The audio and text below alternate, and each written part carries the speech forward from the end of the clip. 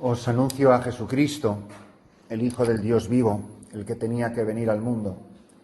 Él es el Alfa y la Omega, es el Señor de señores y el Rey de reyes, el agua viva, el pan que ha bajado del cielo, el camino, la verdad, la resurrección.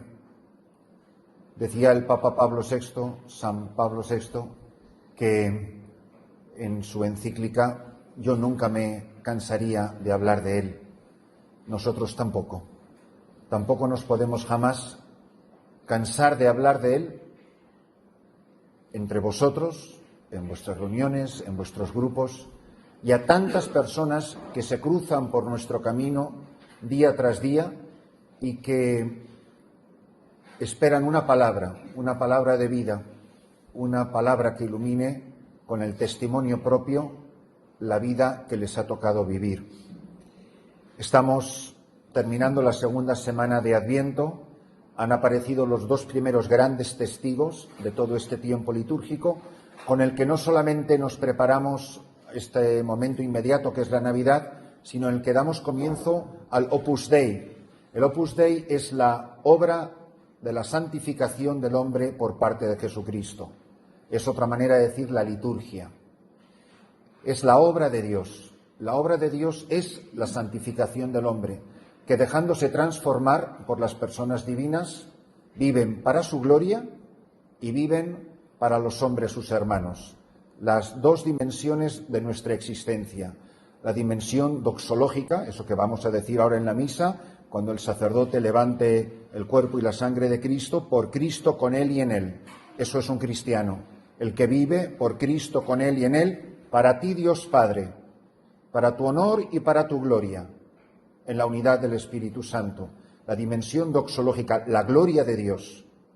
Por eso comienza este Adviento y no va a terminar hasta la solemnidad de Jesucristo, Rey del universo. Es la contemplación del misterio de Cristo. No tenemos que hacer nada, tenemos que dejarnos hacer. Jesucristo es el sacerdote de la nueva alianza en el momento mismo de la concepción en el vientre de su madre, y ahí, y desde ahí, está ya ejerciendo su sacerdocio.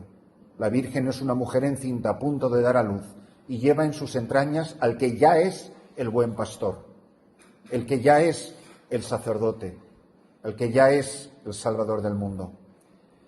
Han aparecido ya Isaías y Juan Bautista. En estos días, muy pronto, va a aparecer el tercer y más importante protagonista de todo este tiempo litúrgico del Adviento, que es la Santísima Virgen María, la obra cumbre de la redención. La otra dimensión, la dimensión soteriológica, soteros, salvador, es la salvación y la santificación de los hombres. ¿Por qué os habéis casado? ¿Por qué vivís juntos? ¿Por qué tenéis hijos? ¿Por qué vais a trabajar? ¿Por qué os venís de Madrid a encerraros aquí un fin de semana? Para la gloria de Dios, para la santificación de los hombres. La vida no tiene más, no sirve para más. Todo lo que no sirve para eso, al final de la vida, fue vida malgastada, fue vida malvivida, huellas en la arena que no llevaban a ningún lado. Y cada uno es un misterio. Ni siquiera en el mismo matrimonio las huellas son siempre las mismas. Y esto es de lo que os quiero hablar ahora. Es este hombre que celebramos hoy, el gran San Juan de la Cruz.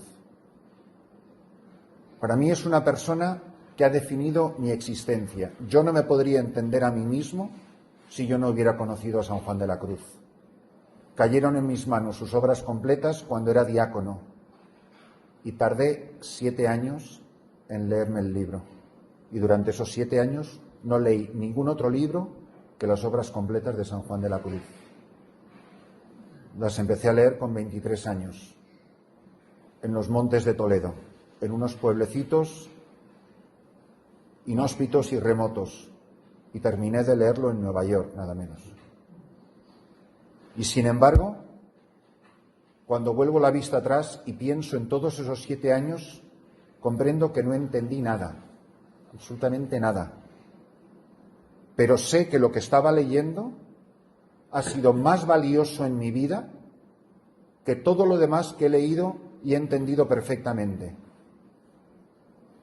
la sublimidad de su doctrina, la hondura de su pensamiento y de su experiencia mística, ejerció sobre mí un atractivo que no puedo explicar.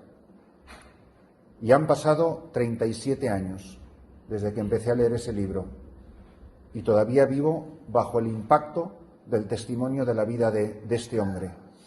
Es la huella que dejan los santos, que son los únicos que tienen el corazón incandescente porque están viendo y están hablando de aquello de lo que son testigos. En el fondo, ese testimonio, que es de lo que continuamente estáis hablando vosotros, porque es para lo que sirve un grupo de vida cristiana, tiene 3 etapas. Oigo, os han dado unas charlas, aprendo unas cosas y yo con mis fuerzas, con mis capacidades, lo mejor que yo puedo, voy y trato de contárselo a otros. Estoy hablando de lo que he oído. Todavía no soy testigo, soy un repetidor. Hay gente que estudia ciencias religiosas, que ha hecho teología, por ejemplo yo. Pero haber estudiado teología no me ha convertido en un testigo. Me ha suministrado información importantísima, interesantísima. Después está la fase más larga, cuando empieza uno a tener el sabor de las cosas de Dios, que son el lenguaje que usa San Juan de la Cruz y Santa Teresa de Jesús, y empiezo a tener momentos de contemplación, contemplar, ver, ya no estoy oyendo, estoy viendo. Algunos de vosotros seréis abogados, a lo mejor, o tenéis experiencia de derecho. Vas a un juicio, y ¿quién a lo mejor no ha tenido que ir a un juicio? Como víctima, como acusador o como testigo. Pero, ¿qué es lo que te va a preguntar el juez? ¿Usted lo vio? No. Cuando llegaron a casa me lo contaron. Usted no es testigo. El testigo es, usted lo vio. Entonces, esa fase es, venimos a un retiro, nos retiramos, tenemos un tiempo de oración y después vamos a contarlo. Pero la fase última y la más importante y la que es más eficaz en la Iglesia es la de San Esteban. ¿Recordáis el martirio de Esteban, no? Que va a salir dentro de muy pocas semanas. El primer testigo, el primer mártir, que es lo que quiere decir testigo. El mártir, testigo. Él nos dice, he visto, y ahora os lo estoy contando. Él dice, no, estoy viendo los cielos abiertos. El testigo no es el que habla ni siquiera de lo que ha visto, sino de lo que está viendo. Mirad, ¿veis la llama? ¿Cuáles son las 2 cualidades del fuego? Quema e ilumina, da luz. ¿Se puede separar una cosa de la otra? ¿Podría una llama calentar sin alumbrar? ¿Podría la llama alumbrar sin calentar? Nadie se puede acercar al fuego sin quemarse, sin quedar iluminado. Eso es un cristiano. Eso es. San Juan de la Cruz tiene una imagen extraordinaria sobre la Trinidad. Dice que la Trinidad, el Padre es un arquero y que el Hijo, el Verbo, es una flecha. Y en la punta de la flecha hay una llama, que es el Espíritu, como en la mañana de Pentecostés. Y fijaros lo que dicen Santa Teresa y San Juan de la Cruz con expresiones muy similares. El alma que mucho ama no admite consuelo sino de aquel que la hirió. Tú me heriste, solo tú me puedes sanar, solo tú puedes curar. Dice, roba el robo que robaste. Cuando Santa Teresa de Jesús describe esa misma experiencia, que en su caso incluso tuvo un efecto físico, como sabéis, en el fenómeno de la transverberación, ella describe esa escena en la 6ª morada. ¿Cuántas moradas son? Bueno, entonces, si es la 6ª morada, no es la perfección todavía. No es el matrimonio espiritual, es el desposorio espiritual. Quiere decir que todavía queda algunas imperfecciones en el alma para haber llegado a la cumbre de la santidad. Solo queda una imperfección en la 6ª morada. ¿Cuál es? ¿Alguno se acuerda? En la 6ª morada queda una imperfección. Y es que el alma experimenta un desordenado deseo, no os lo perdáis, ojalá tuviéramos un poquito de ese defecto, un desordenado deseo de morir para ver el rostro de Jesucristo. Y en la séptima morada ya no hay ni siquiera ese desorden, ya es cuando tú quieras. Viene una impaciencia. ¿Os acordáis de la poesía de muero porque no muero? Pues de ahí viene, de la sexta morada. Tan alta vida espero que esto es un destierro. Si yo lo que quiero es... Ahora, y perdonadse que esto no es una charla, que esto es simplemente una homilía. Y sí, padre, pero ¿y nosotros qué? Si tengo que estar en el último banco entreteniendo al niño mientras estoy oyendo la homilía de la mística, ¿sabe? Eso está muy bien para los que ustedes que tienen la vida que tienen, claro, pero aquí el éxito es que no ha desaparecido el cancionero cuando salimos de misa. Entonces, ¿y nosotros qué? Pues os digo el qué. El qué es que estáis llamados exactamente a lo mismo. No hay una vida cristiana light, no hay una vida cristiana B, no hay una vida cristiana, una versión como sinopsis del catecismo de la Iglesia Católica. No, no. Esto es lo mismo para todos. Lo único que varía es el cómo. Pero si aspiráis a menos que lo que Dios ofrece, nunca ni vosotros ni yo vamos a llegar a nada. Si yo me conformo con ser buena persona, es muy posible que si ese era el ideal de tu vida, llegaras a eso. El problema es que lleváis muchos años en este grupo, muchos de vosotros, ¿no? Ya unos cuantos años caminados juntos. Entonces, ¿cuál es vuestro, y el nuestro, el de los que estamos aquí? ¿Cuál es el nuestro? ¿Tú cuando te ordenaste con ganas de ser obispo? Pues no. No, ya está. O sea, ¿tú te imaginas? Mañana hay ordenaciones en la Catedral de Toledo. Se ordenan 5 diáconos y 2 sacerdotes. Pues imagínate, pregúntale, ¿y cuál sería como, no sé, la ilusión de tu vida? Hombre, yo ser obispo. No. Sales del seminario o sales del altar del matrimonio o estás en los primeros años del grupo con unos grandísimos ideales.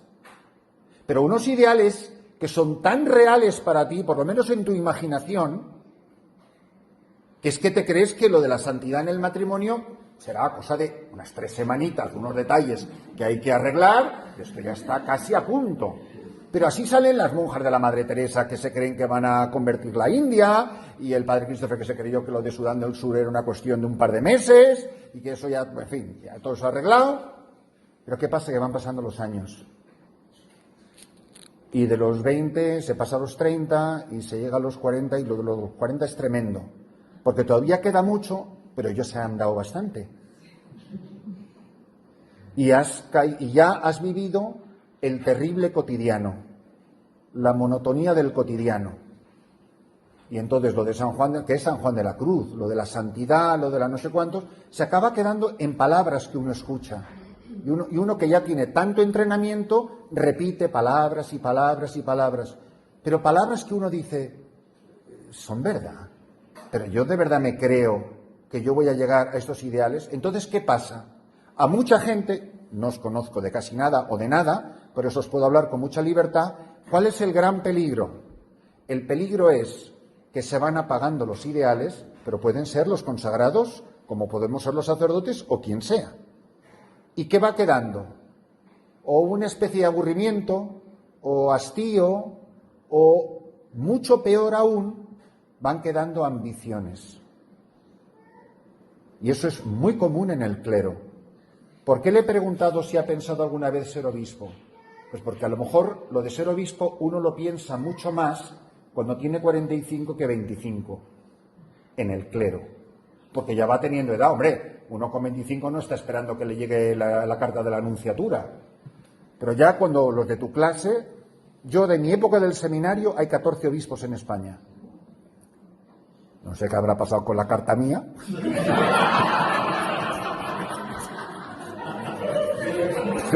Yo eché la instancia igual que todos los demás. sea, tiene que estar la cosa al caer. Ya que estamos con esta confianza, ¿no? Sabéis de esos dos amigos sacerdotes, íntimos amigos, pues que tenían edad episcopable, y un día uno le llama al otro, dice, para verse y tal, y nota que está como llorando, y sigue hablando, y es que es llorando, dicen los dominicanos, agipidos. Y bueno, oye, pero nada, espérate, que voy a verte, no sé qué, mira, es que no puedo hablar, es que no sabes lo que me ha pasado, y llora, y llora, y llora, pero espérate, oye, el otro preocupadísimo va a verlo, se lo encuentra sentado en la mesa de la cocina, con la cara entre las manos, y una carta. Dice, mira, pues ha sido usted nombrado obispo. Dice, chico, pues si te angustia tanto, y lo estás pasando tan mal, no aceptes. Dice, quita, prefiero llorar. Prefiero llorar, ¿sabes? Pues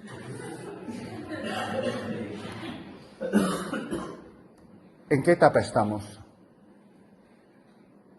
Porque no tenéis o no tenemos ninguno ya la misma cara de jovencitos que cuando empezamos esta gran aventura de la vida cristiana. Y por eso es tan importante que nos paremos a pensar algo que cuenta San Juan de la Cruz. Dice, si tú quieres que un pájaro no vuele, da igual que lo ates con un finísimo hilo que con un pedazo de alambre. Muchos habéis oído esta metáfora de San Juan de la Cruz. Y pregunta él, ¿qué es más fácil cortar, el hilo o el alambre? Dice el hombre, más fácil el hilo. Pero añade, ¿qué más da con que lo ates? Mientras tenga las alas atadas, nunca va a volar. ¿Usáis todos anticonceptivos? Probablemente no. ¿Vivís en gracia de Dios? Probablemente todos. ¿Pero con qué tenéis atadas las alas? Entonces, las tres, la de las 7 moradas, 3, la vía purgativa, 2, la vía iluminativa, 2, la vía unitiva. Las 3 primeras etapas, el pecado mortal 1, segundo, el pecado venial, tercero, los apegos. En aquel tiempo del siglo XVI se llamaban los apetitos, los apegos. Ya no es pecado mortal, ya no es venial, solo te quedan unos apegos, los hilitos, pero a lo mejor hay hilos que nunca me he atrevido a cortar. ¿Qué es lo que no me deja volar? No tengo alambres, como tiene la mayoría de España. El 80% de los españoles entre los 17 y 50 que viven pecado mortal por culpa de los anticonceptivos. Y por otras cosas. Pero es el pecado más común. Probablemente no roban bancos, no han matado a nadie, a lo mejor alguna vez han dicho una mentira. ¿Cuál es el pecado mortal más común? A lo mejor eso no es ni siquiera vuestro problema, y no lo ha sido nunca. ¿Qué hilos quedan por cortar? Para que, en vez de ser una gallina que está viva, que se mueve, que cacaraquea, que va de aquí para allá, sí, pero no vuela como el águila. Y yo he sido llamado no a ser una gallina, sino a volar como un águila. Y esto es lo que nos ofrece San Juan de la Cruz en el sacramento. Dice él en la poesía de La Fonte, dice, en este vivo pan, la fonte que está escondida, aquesta eterna fonte está escondido en este vivo pan por darnos vida. Dice, aunque es de noche. La noche es la fe. Por eso yo os animo a que os paréis a pensar si de verdad estáis convencidos de que nacisteis para su gloria y para la salvación de los hombres vuestros hermanos, y que no habéis abdicado de vuestros ideales, que estáis convencidos de que vais a llegar a esa gran santidad a la que nos llama la Iglesia, nos llama el Evangelio, nos llama el bautismo desde el día en que nacimos. No abdiquéis nunca, no permitáis que se perviertan vuestros ideales y se conviertan en ambiciones. Santa Teresa de Jesús, hablando de un sacerdote que según ella era estupendo, pero luego se torció por las ambiciones, tiene esta frase terrorífica. Dice, qué pena, iba para santo y se quedó en canónigo. ¿Canónigo es pecado mortal? No, una pequeña ambición. Vamos a pedirle al Señor, en la celebración de este gran santo, al que os animo a que os acerquéis, si tenéis acceso a una buena biografía, a sus obras completas, que no dejéis de aspirar a aquello a lo que Dios os ha llamado. Termino diciendo esta frase de San Juan de la Cruz: Dios nunca pone un deseo en el corazón que no quiera cumplir.